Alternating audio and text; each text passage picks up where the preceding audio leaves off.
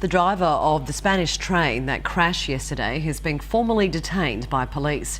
He's being held on suspicion of negligently causing the disaster, which killed 78 people. Bloodied and helped away from the carnage. The 52-year-old driver looked shaky as he walked from the scene on Wednesday night. A 30-year veteran of the railways, Francisco Jose Garzón Amo, had been driving trains on this route for over a year. Now he's the focus of an urgent investigation. It took just seconds for the high-speed train to disintegrate. The clean-up and inquiry will be a lengthy process. The remnants are considered evidence as a judge investigates the cause. The data recorder on the Madrid to Ferrol Express will also be mined for information, as will eyewitness testimony.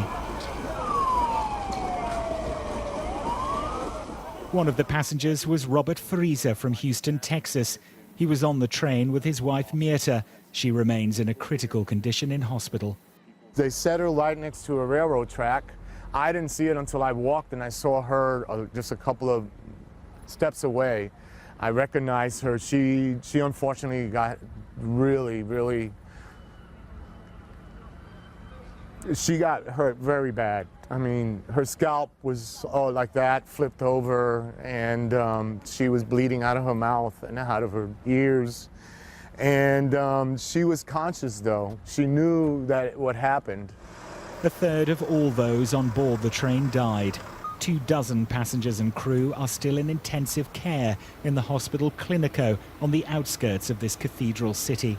Now the driver has been formally detained, accused of crimes related to the accident. In effect, he's become the prime suspect in one of Europe's worst ever rail disasters. The city near the crash stopped again to remember the victims this lunchtime. A moment of silence across Santiago on the day which would have marked the end of a fiesta here. Instead, they're talking about whether mechanical issues or human error caused such a devastating loss of life on Santiago's doorstep. Robert Nisbet, Sky News, Santiago de Compostela.